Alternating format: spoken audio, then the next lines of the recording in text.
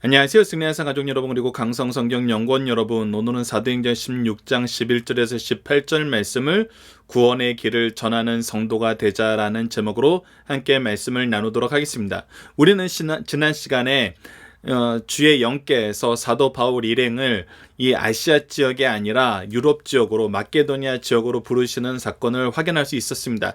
그러면서 그에게 믿음의 동역자인 디모데를 허락하여 주시고, 또 이 디모데에게 할례를 행하게 함으로써 유대인에게나 이방인에게나 예수 그리스도의 복음을 전하는데 아무런 장애가 없도록 하였습니다. 그리고 나서 이 빌립보 지역의 마케도니아의 첫 번째 선교 지역으로 들어가서 이곳에서 하나님의 준비하심의 역사가 오늘 본문 말씀에 나타나 있습니다. 자, 11절을 봅시다.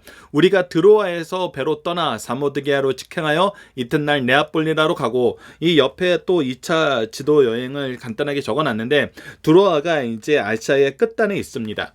이 끝단에서 이제 사모드게아에는 이 네아폴리로 가는 중간에 있는 섬인데, 이것은 이제 유럽으로 가는 길에 어떤 지침이 되는 섬이었습니다. 그래서 네아폴리아에 이르게 되고, 이 네아폴리아에서 첫 번째 성인 빌립보로 들어가게 되는 것이 이 사도 바울의 선교 여정이 되었습니다. 왜 이렇게 되었습니까? 우리가 지난 시간에 나눴던 9절과 10절 말씀을 잠깐 보면은, 밤에 환상이 바울에게 보이니 마케도니아 사람 하나가 서서 그에게 청하여 이르되 마케도니아로 건너와서 우리를 도우라 하거늘, 바울이 그 환상을 보았을 때 우리가 곧 마케도니아로 떠나기로 힘쓰니 이는 하나님이 저 사람에게 복음을 전하라고 우리를 부르신 줄을 인정합니다. 즉, 하나님의 인도하심에 따라서 그가 지금 방향을 빌립보로 정했습니다. 근데 이 빌립보 지방에서는 그동안 경험하지 못한 새로운 환경을 경험하게 됩니다. 그것이 바로 12절과 13절에 기록되어 있습니다. 거기서 빌립보에 있는 이는 마케도니아 지방의 첫 성이요 로마의 식민지라. 이 성에서 수일을 유하고 있는데, 지금 무엇을 맞이하게 되냐면 13절에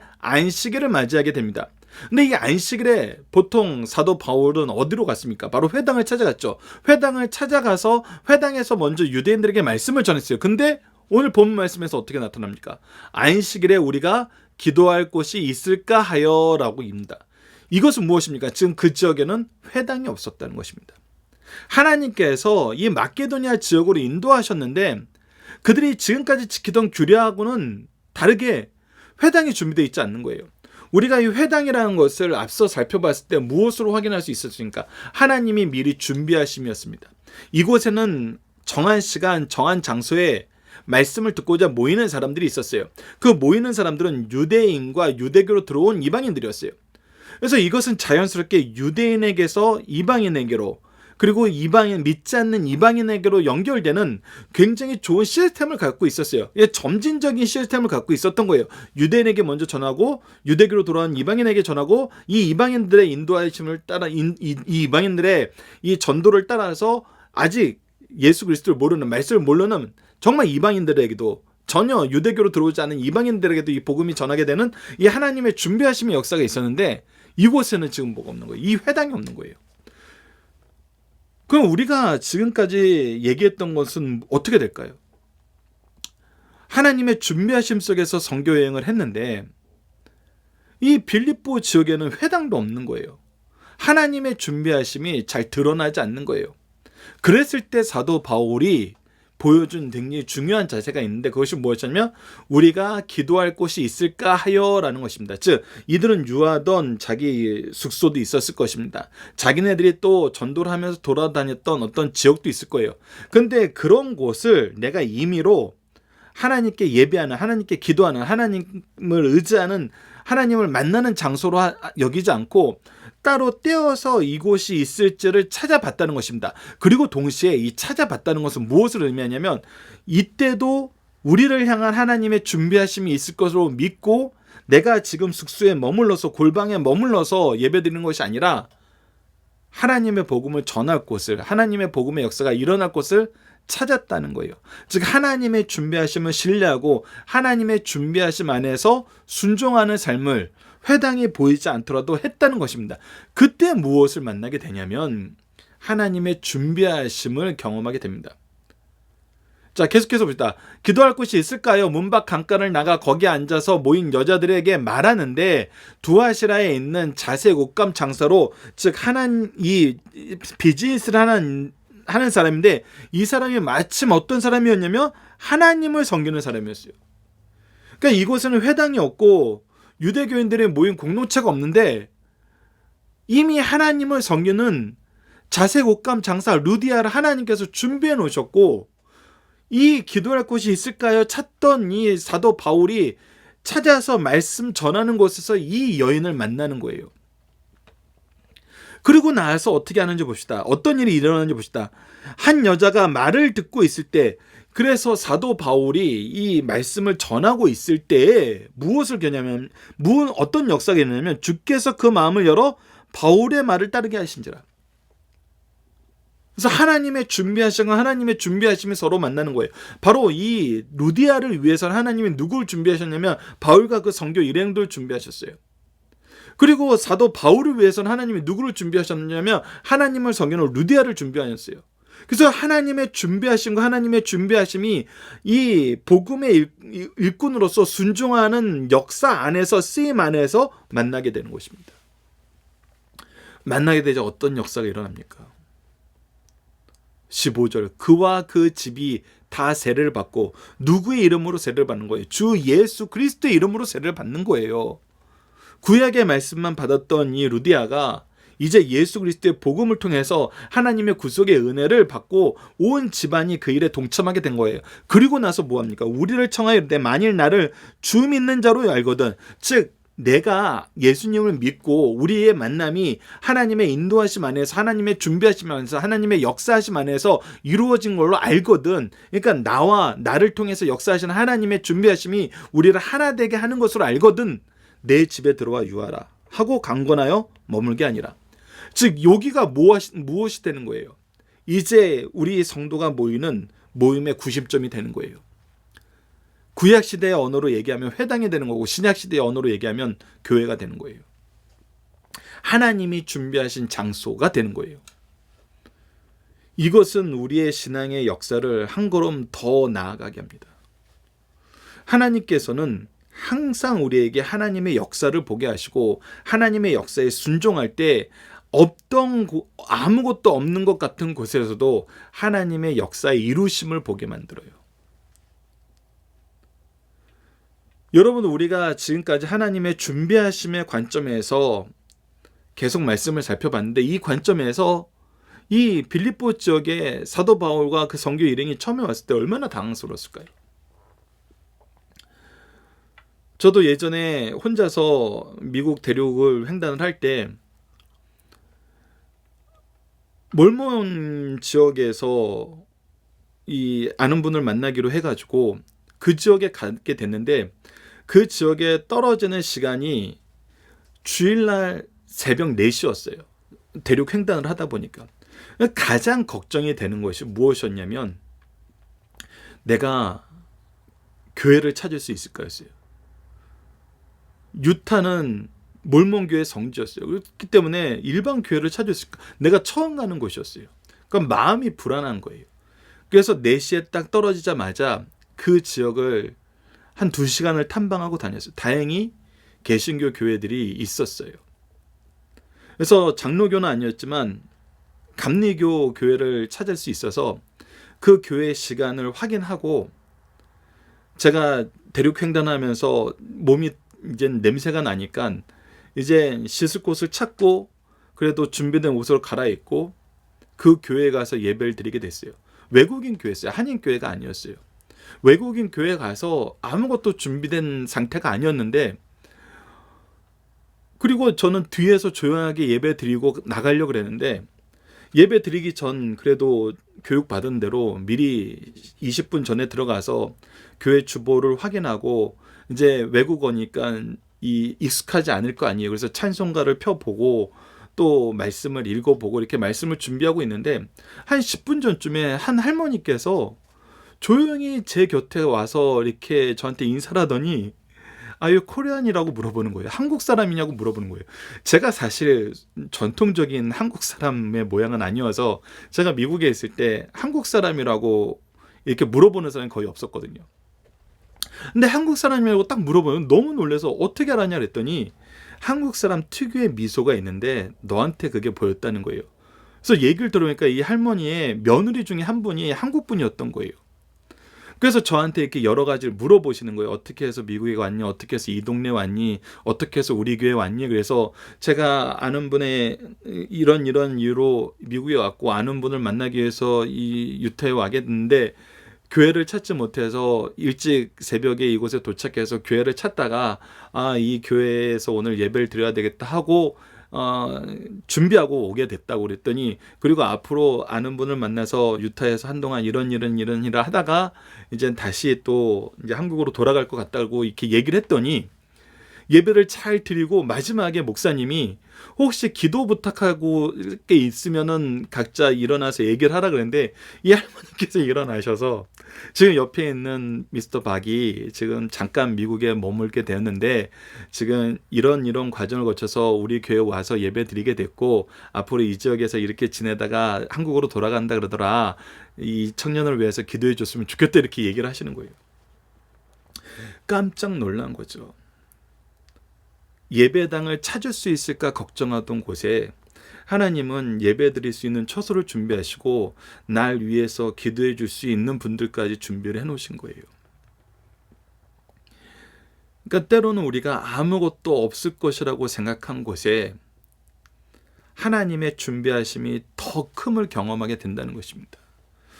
지금 사도 바울이 빌립보에서 경험한 것은 이전에 준비해 놓았던 회당도 없는 곳에서 더 놀라운 영적 동역자인 이 루디아를 하나님께서 준비하시고 만나게 돼요.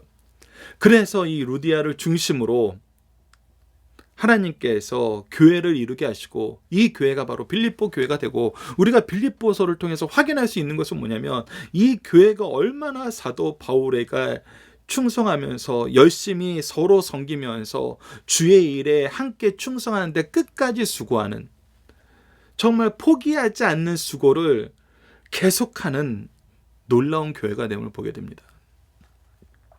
이 또한 어떻게 이루어진 것이다? 하나님의 준비하심 속에서 이루어진 것이다. 이 준비하심은 어떻게 경험하였다? 바로 우리가 지난 시간 나눴던 것처럼 하나님의 명령에 순종함으로 우리가 경험하게 되었다. 이것을 우리가 기억해야 됩니다. 그리고 16절을 봅시다.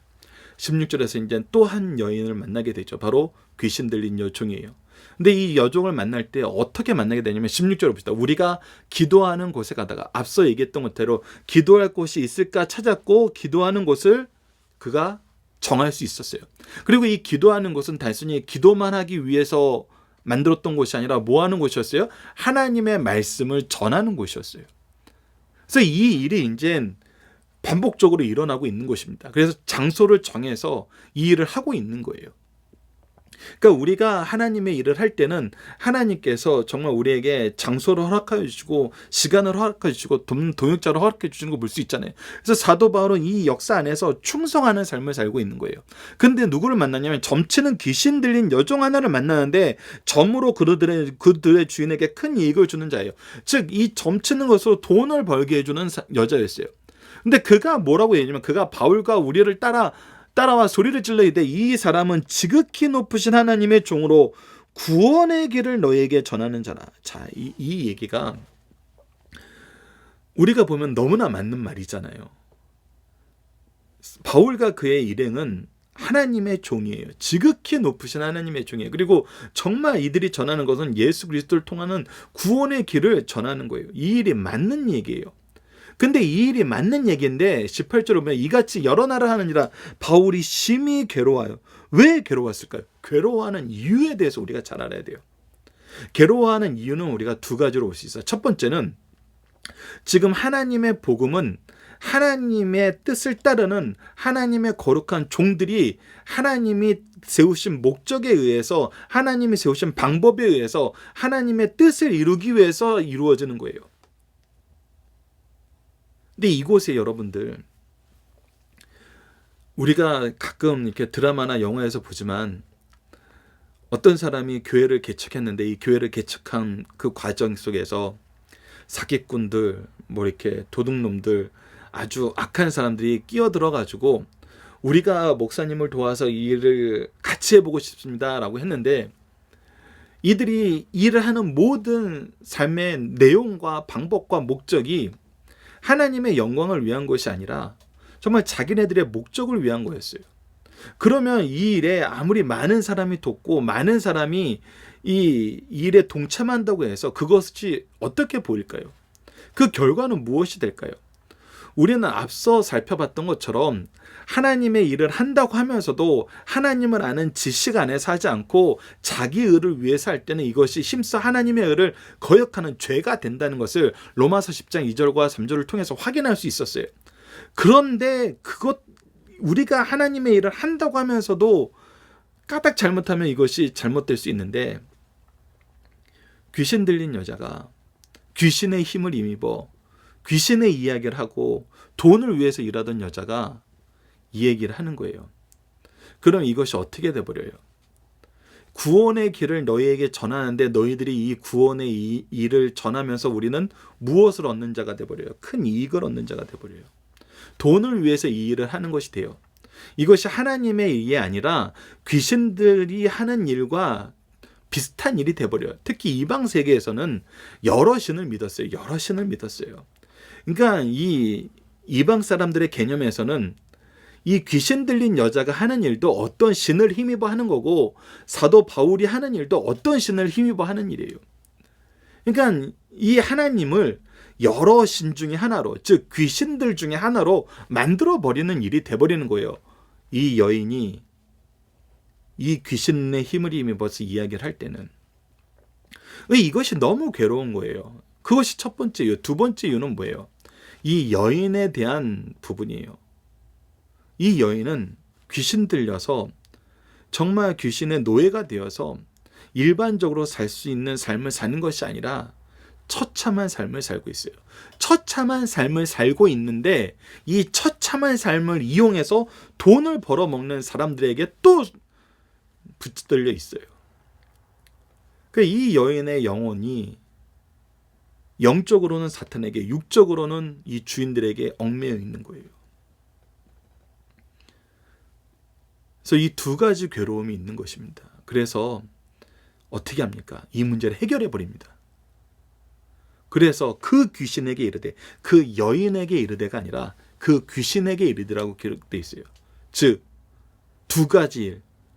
이 귀신이 이 여인의 입을 빌어서 하나님의 일을 자신들의 일과 비슷한 것으로 낮추는 거, 그리고 이 여인을 괴롭게 하는 거, 이 여인을 노예 삼은 거, 이 두 가지 문제를 해결하기 위해서 이 귀신에게 얘기합니다. 예수 그리스도의 이름으로 내가 내게 명하노니 그에게서 나오라 하니 귀신이 즉시 나오니라 라고 얘기하면서 이 두 가지 문제 해결이 예수 그리스도의 이름으로 한 번에 해결이 되는 것입니다. 그리고 이 결과로 나타나는 놀라운 역사, 또 다른 복음의 역사를 우리가 다음 시간에 확인하도록 하겠습니다.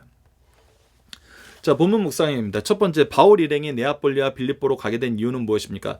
우리가 10절 앞서 9절까지 읽었던 것처럼 바울에게 나타난 하나님의 환상 때문에 하나님의 명령인 줄로 알고 그리로 간 것입니다. 자, 바울은 규례대로 어디를 먼저 찾았고 안식일의 규례대로 이 회당을 먼저 찾았을 거예요. 그리고 그 회당이 없죠. 어떻게 했어요? 기도할 곳을 찾았어요. 기도할 곳은 단순히 기도만 하는 곳이 아니라 어떤 곳이었어요? 하나님의 말씀을 전할 곳이었어요.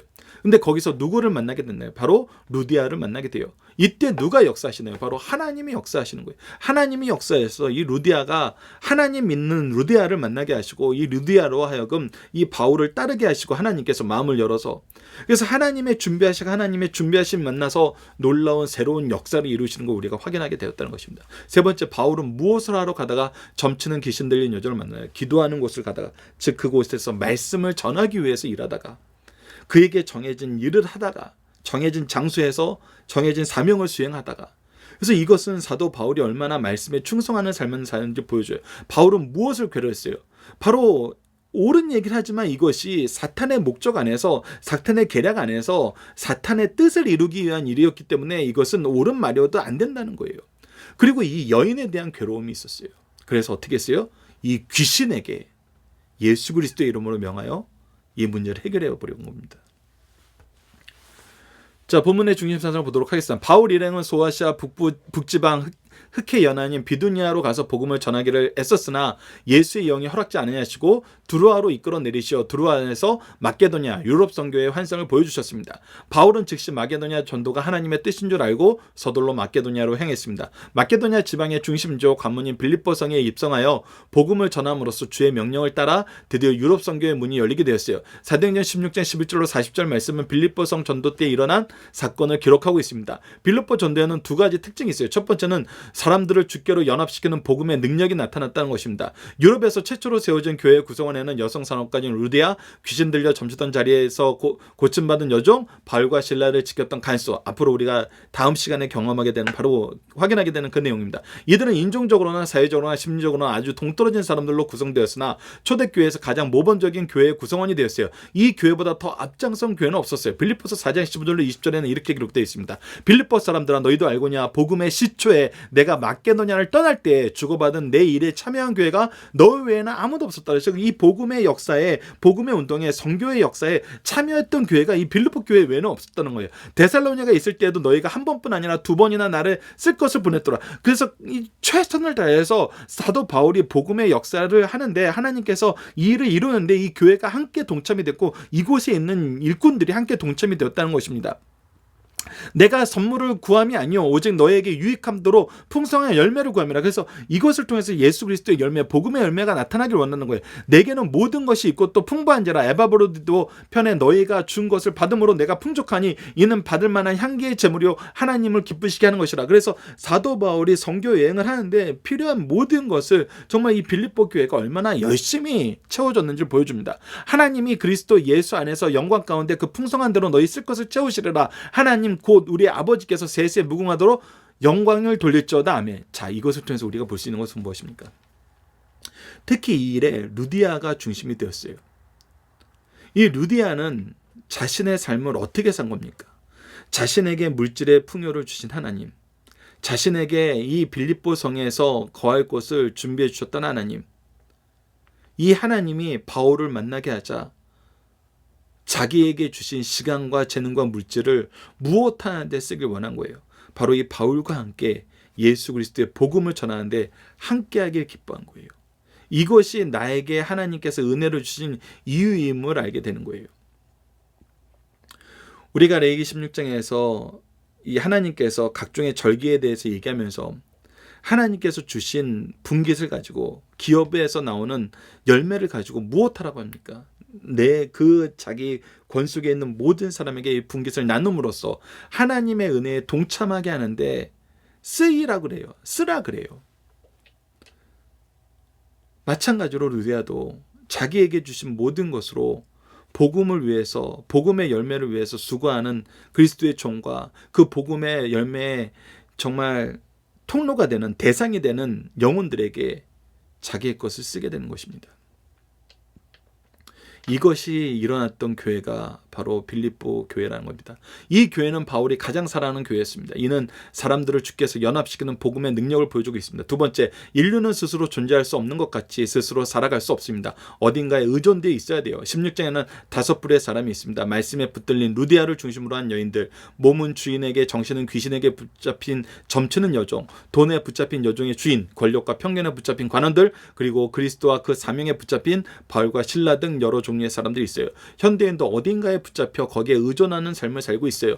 이것을 통해서 우리가 스스로 살 수 있다고 생각하는 것이 아니라 무엇을 의존하면서, 누구를 신뢰하면서, 누구를 따르면서 살아야 되는지를 결정하는 것이 우리 인생의 모습임을 보여줍니다. 우리는 그리스도를 따르는, 하나님의 뜻과 계획을 따르는, 성령의 인도하심을 따르는 그리스도인인 것입니다. 자, 본문의 중심선 하나씩 보도록 하겠습니다. 첫 번째, 2000년 전의 여자이면서도 영과 육이 확 트인 한 사람이 있습니다. 사업에 성공하고도 이방 여인이면서도 하나님을 공경하였으며 바울이 복음을 전하다 마음을 열어 받아들였어요. 이는 하나님의 은혜입니다. 루디아를 통해 빌립보 유럽 선교의 기반인 발전 기조로 삼은 것입니다. 어떤 일이 있어 한 사람의 열린 마음과 긍정적인 사고와 행동이 얼마나 중요한가를 보여줍니다. 두 번째, 복음이 사람 속에 들어가면 생명력이 있어 반드시 새로운 역사가 일어난다는 것입니다. 루디아에게 복음이 들어가자 즉시 세례를 받았고 가족을 믿게 하였으며 즉시 봉사에 들어갔어요. 그녀의 봉사는 소극적인 것이 아니라 강권하여, 즉 적극적인 봉사였어요. 신앙의 바른 자세와 가정을 가르쳐줍니다. 세 번째, 빌립보에 불쌍한 여인이 있었습니다. 육신은 노예로 주인의 소유였고 정신은 귀신에 붙잡힌 귀신의 것이었습니다. 정말 불쌍한 여인이었고 누가 하나 관심을 갖거나 돌보는 자가 없었어요. 이 일을 본 바울은 그를 불쌍히 여겨 귀신에게서 해방시켜 주었습니다. 오늘도 이 가련한 여인 같은 사람들이 많이 있어요. 몸은 세상 정욕과 재물에 있고 정신은 향락과 잡신에 빠져 있어 자기 위치를 도저히 지키지 못하는 사람이 있습니다. 그러면서 상대방의 이익을 위해서 계속 이용당하는 여인들이 있어요. 사람들이 있어요. 영혼들이 있습니다. 이들은 왜 사는지 확실한 목적이 없고 사는 방법이 짐승과 같습니다. 이런 가련한 자들에게 예수 이름의 권세로 치료해 주어야 할 것을 가르쳐주고 이것이 또 우리의 사명임을 가르쳐줍니다.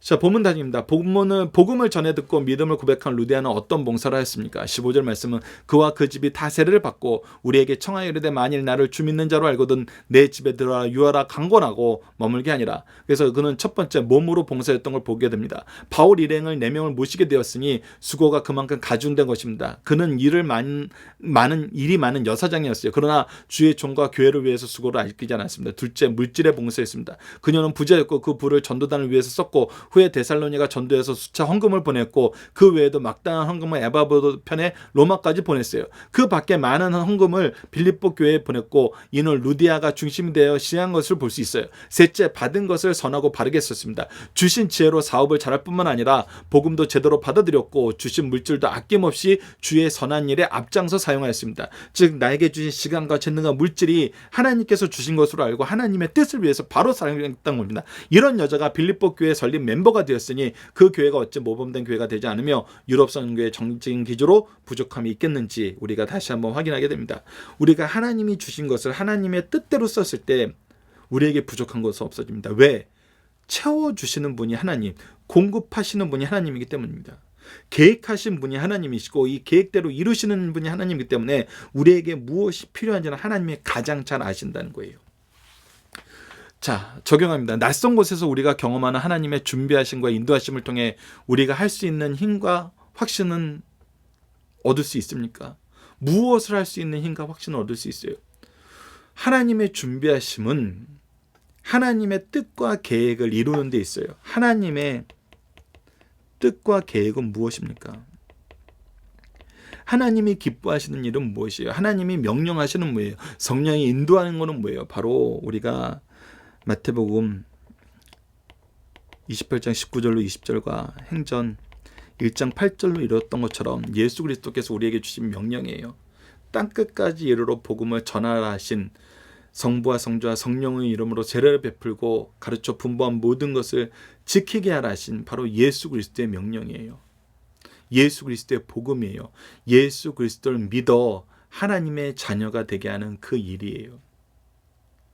이 일을 할 때 하나님이 우리를 위해서 준비하시고 인도하시고 채워주시고 열매 맺게 하신다는 거예요. 그래서 우리는 어떤 상황 속에서도 복음을 전할 수 있는 힘과 확신을 얻게 되는 것입니다. 이것을 경험하고 이것을 계승하는 것이 바로 그리스도인이고 교회라는 것입니다. 여러분들 이것을 잘 기억해 주세요. 그리고 이것을 바로 바라봐 주시고 이것을 신뢰하고 나아가는 우리 승리하는 삶 가족 여러분들, 강성성경연구원 여러분들에게 기도합니다. 이번 주 공동 기도 제목은 주님의 뜻을 이루고 주신 사명을 감당하게 하여 주소서, 충성과 순종으로 나아가고 사랑과 섬김으로 영혼을 대하게 하여 주소서입니다. 오늘 본문 말씀은 우리보다 먼저 준비하셔서 하나님의 자녀가 되기로 작정된 사람들을 만나게 하시고 이들에게 복음의 말씀을 전하여 성도의 교제를 나누고 복음의 열매를 맺게 하심을 감사합니다. 하나님의 뜻을 따라서 항상 충성하는 삶을 살게 하여 주시도록 기도하는 우리 승리하는 가족 여러분들, 강성성경연구원 여러분들에게 기도합니다. 감사합니다.